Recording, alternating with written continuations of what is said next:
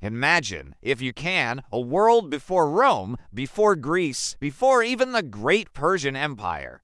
The year is around 850 BC, and if you live in the Near East in Babylon, or Israel, or Phoenicia, you are already accustomed to war. You have dealt with squabbling kings, greedy merchants, and shifting borders. But suddenly, something new appears on the horizon, something so terrifyingly organized, so ruthless in its efficiency, that it changes the fundamental rules of civilization. This is not a kingdom. It is a machine. It demands tribute, obedience, and submission. If you give it those things, you might live. If you resist, it will turn your city into a pile of ash, salt the earth, nail your leaders to the walls, and haul your entire population to a distant, foreign land. They invented the concept of terror as a state policy. They invented the concept of a standing, professional army. They were the masters of siegecraft. They invented the concept of the global empire. They are, simply put, the original nightmare of ancient history. They are the Assyrian Empire. If we want to find the cradle of this power, we must look to the north of Mesopotamia, to a region known as Assyria, centered on the ancient city of Ashur, named after their chief god. Assyria started out as a relatively minor player around 2000 BC, primarily focused on trade, using donkeys to haul tin and textiles all over the ancient world. They were good at trade, but they were surrounded by far more powerful and aggressive neighbors, the Babylonians to the south, the Hittites to the northwest, and the powerful Hurrians and Mitanni to the northeast. Being in the middle of a massive traffic jam of empires was terrible for stability. For centuries, Assyria was either a vassal state, a trading partner, or a punching bag. This constant state of being dominated or under threat forged a singular mentality. The only way to survive was to become the ultimate aggressor. The only way to stop being attacked was to become so terrifying that no one would dare lift a finger against you. The early Assyrian attempts at empire, known as the Old Assyrian Empire, were largely temporary, mostly focused on trade routes. The first real glimpse of the superpower that was to come began with the Middle Assyrian Empire c. 1392 to 1056 BC. This era saw Assyrian kings begin to use their centralized control and military focus to great effect. Crucially, they adopted and perfected the use of chariots and understood the strategic value of iron. Iron tools and weapons were vastly superior to the older bronze. And the Assyrians quickly cornered the market on both supply and skill, giving their armies a major technological edge. Kings like Ashur-uballit smashed the rival Mitanni kingdom, and the Assyrian armies pushed their borders far beyond their initial homeland. The official Assyrian doctrine was now military expansion, driven by the belief that their god, Ashur, had commanded them to expand the boundaries of the land of Ashur, conquering everyone else. However, like most ancient kingdoms, the Middle Assyrian Empire eventually collapsed into a dark age around 1050 BC, largely due to internal strife, economic collapse, and the mysterious arrival of the Sea Peoples and the disruption caused by Aramaic migrations. For a century and a half, Assyria was small, weak, and back to being a minor power. But they didn't disappear, and the foundation they had built, the iron, the military tradition, the central administration, remained dormant. The true transformation, the emergence of the global machine, began around 911 BC with the dawn of the Neo-Assyrian Empire. This era was defined by two game-changing innovations that turned a regional kingdom into the most efficient imperial structure the world had ever seen. The first innovation was military professionalism. Prior to Assyria, armies were generally seasonal. Farmers and merchants would go fight for the king during the summer, then go home for the harvest. The Assyrians created the standing army, a professional, full-time military force, constantly training, constantly campaigning, and consisting of highly specialized units: archers, chariots, cavalry, infantry, and perhaps most importantly, siege engineers. The Assyrian army was the ultimate killing machine, ready to deploy at a moment's notice. The second, and perhaps even more terrifying, innovation was state terror. The Assyrians were the first to understand that the purpose of a brutal victory was not just to defeat an army, but to break the will of every potential future enemy. Assyrian royal inscriptions, which were carved into palace walls for everyone to see, are not diplomatic greetings. They are gruesome recitations of torture and mass killing. Kings like Ashurnasirpal II, 883 to 859 BC, openly bragged about building towers of skulls, flaying captured nobles, burning cities, and cutting off the hands and feet of rebels. This wasn't wanton madness, it was calculated psychological warfare. The goal was to make submission seem like the only rational choice. When the Assyrian army approached, cities often surrendered immediately simply because the alternative was unthinkable. The empire grew in leaps and bounds under a succession of devastatingly effective kings. Shalmaneser III, 859 to 820 for BC, expanded Assyria's reach into the Levant, battling a formidable coalition of local kings, including those from Aram and Israel. At the Battle of Karkar in 853 BC, he established the practice of demanding heavy annual tribute from client states across a massive territory.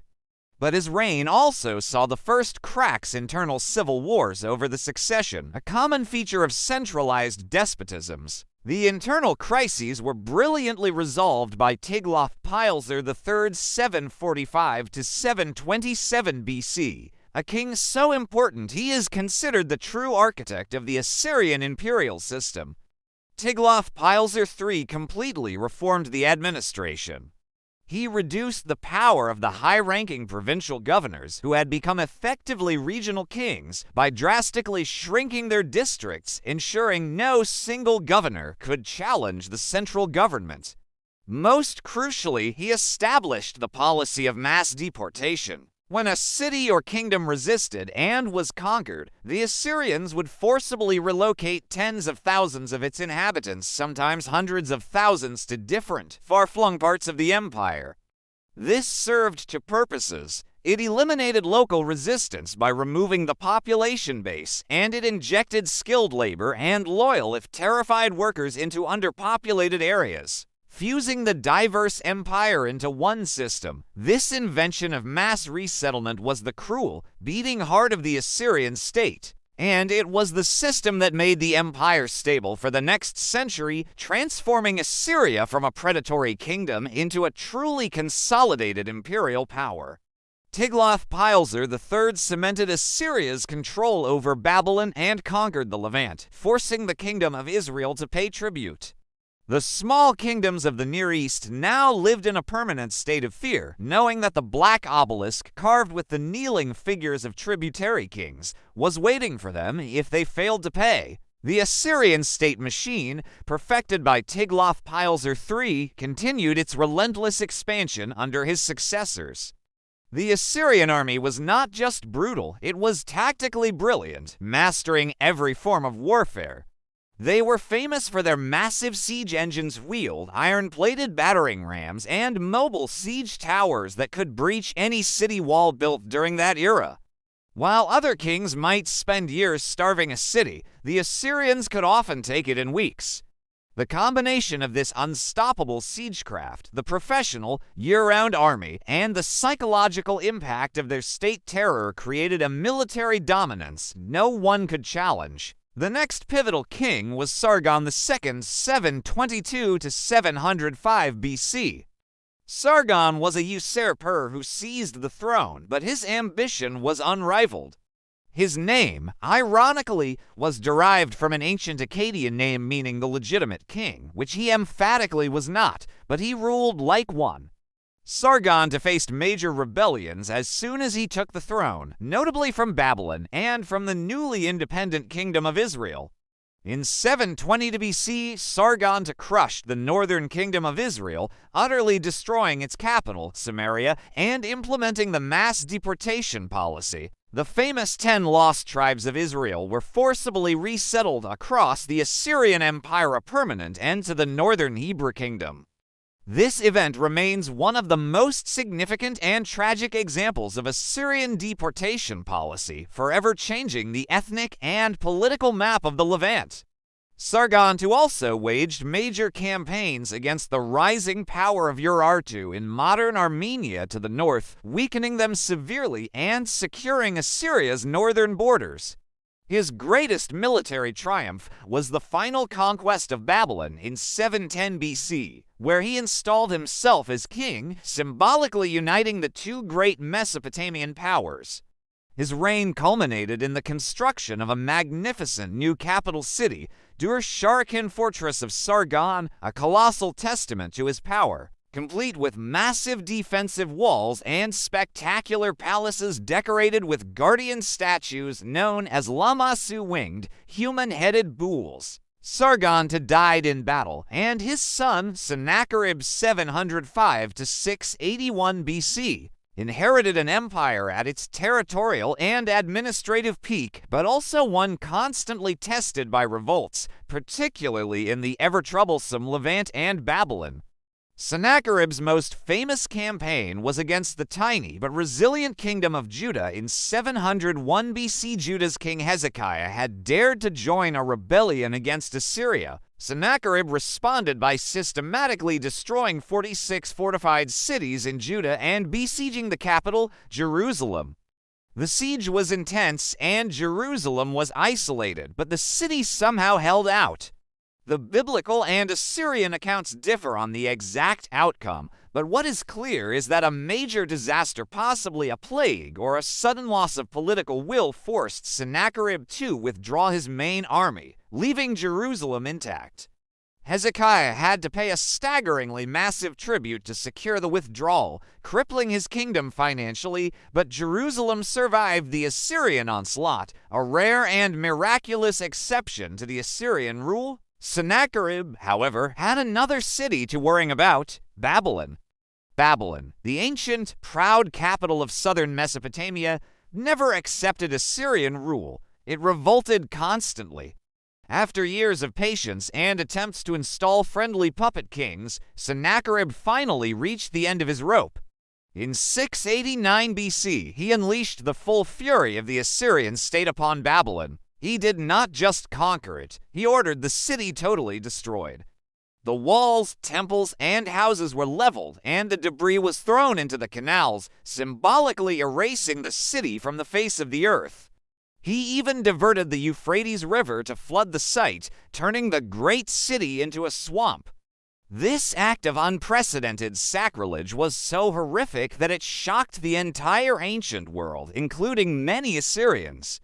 It was too much. Sennacherib was eventually assassinated by his own sons in a palace coup. The throne passed to his youngest son, Esarhaddon 681 to 669 BC, a ruler who was as militarily effective as his father, but far more politically astute. Esarhaddon's first and most strategic decision was to rebuild Babylon. Recognizing that the destruction was a strategic mistake that had earned Assyria only enmity, he invested heavily in restoring the city and its sacred status, thereby calming the rebellious south. Esarhaddon then set his sights on the last great prize, Egypt. Egypt, under the 25th dynasty Kushite, Nubian rulers, was a declining power, but still a massive source of wealth and a beacon of resistance against Assyria.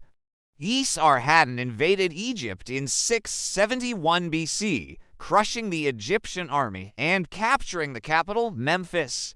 He added Egypt to the empire, an achievement that represented the absolute zenith of Assyrian power. The Assyrian Empire now stretched from the Persian Gulf all the way through Mesopotamia, the Levant, and down the Nile River, the greatest contiguous empire the world had yet known. Esarhaddon ensured a peaceful succession by forcing his nobles and foreign vassals to swear a famously long and detailed treaty of loyalty to his chosen heir, Ashurbanipal. The final great king of Assyria was Ashurbanipal 669 to 631 BC. Ashurbanipal was a ruler of paradoxes, a king whose reign saw both the ultimate flowering of Assyrian culture and the beginning of its catastrophic end. Ashurbanipal was an insatiable warrior who spent his early years suppressing massive rebellions, particularly in Egypt, which he had to reconquer repeatedly, and a devastating civil war orchestrated by his own treacherous brother, Shamash-shum-ukin, whom he had installed as king of Babylon. Ashurbanipal besieged and conquered Babylon again, once more brutally punishing the city and its rebellious king. But unlike his crude, terror-focused predecessors, Ashurbanipal was also a scholar and a patron of the arts. He famously boasted that he could read and write complex cuneiform scripts, a rare skill for a king. He was obsessed with collecting all the written knowledge of Mesopotamia. He sent scribes all over the empire to copy or acquire every known text on history, mathematics, medicine, religion, and literature. This incredible undertaking resulted in the library of Ashurbanipal in the capital, Nineveh. When archaeologists discovered this library, they uncovered over 30,000 clay tablets, including the complete text of the Epic of Gilgamesh, preserving thousands of years of Mesopotamian culture for future generations. Ashurbanipal's palace reliefs are some of the finest examples of Assyrian art, particularly his famous lion hunt scenes, which are highly dynamic and realistic, a testament to Assyrian wealth and artistic skill, even while their foreign policy remained defined by the knife and the torch. The empire was now at its absolute greatest territorial extent, but this vastness was a fatal weakness. The sheer effort and expense required to maintain control over Egypt, Babylon, the Levant, and the northern frontiers simultaneously was simply too much. The constant campaigns bled the empire of resources and manpower, and the cruelty of the Assyrian policy created a massive, unified bloc of enemies who wanted nothing more than to see Nineveh burn. The Assyrians had spent centuries creating their own, very large, very angry neighborhood. The crisis began shortly after Ashurbanipal's death. Around 631 BC, the Assyrian state fell almost immediately into a devastating series of succession crises and civil wars between his sons and various contenders. While the Assyrian royal family was busy fighting each other, their enemies saw their chance. The most potent threat came from two major groups who had been patiently building their power on the fringes of the empire: the Medes from modern-day Iran, and a revitalized, independent Babylon to the south, now led by the Chaldean general Nabopolassar. In 616 BC, Nabopolassar's Neo-Babylonian forces struck hard at Assyrian territory. The Medes, under their king Cyaxares, who had endured years of Assyrian raids, joined the alliance, bringing massive numbers of battle-hardened troops. This was not a revolt by a single vassal. This was a coalition of large, determined powers focused on complete destruction. The Allies first conquered the old Assyrian capital of Ashur in 614 BC, subjecting the religious heart of the empire to the same annihilation the Assyrians had inflicted on countless others. The final act came in 612 BC at the siege of Nineveh. The combined Median and Babylonian armies surrounded the great capital, which was thought to be impregnable, defended by immense walls, but the coalition was relentless. After 3 months of intense siege and possibly helped by a massive flood of the Tigris River undermining the walls, Nineveh was taken. The city was utterly sacked, looted, and burned to the ground. The destruction was so complete that, within 2 generations, the great city was buried and largely forgotten, known only through legend for centuries. The speed of the collapse was shocking. The Assyrian army, once the terror of the world, was scattered. The remaining Assyrian armies made a few desperate last stands at the city of Haran and then Carchemish, briefly aided by their former enemy, Egypt, which ironically feared Babylonian and Median expansion more than the dying Assyrian lion. But it was no use. By 609 BC, the last remnants of the Assyrian state were crushed by the Babylonians. The Assyrian Empire, the world's first true superpower, vanished from the map forever. The irony of the Assyrian collapse is the central lesson of its history. the extreme terror and brutality it used to build and maintain the empire ultimately created the unstoppable force that destroyed it. Every culture and kingdom it had humiliated or deported Medes, Babylonians, Egyptians, Israelites, and countless others united not for conquest, but for revenge. The end of Assyria was not a transition of power. It was an act of global political and military retaliation. The Assyrian nightmare was replaced by the Neo-Babylonian Empire and the Median Empire, who were far less centralized and cruel. The world breathed a collective sigh of relief. While the Assyrian people survived and continued their culture, the mighty imperial state, built on the soft sound of grinding armies and the whispers of terrified populations, was totally silenced, leaving behind only the ruins of its once grand cities and, thankfully, the priceless cuneiform whispers preserved in Ashurbanipal's library. The empire of total annihilation met its own total annihilation, and the ancient world was never the same.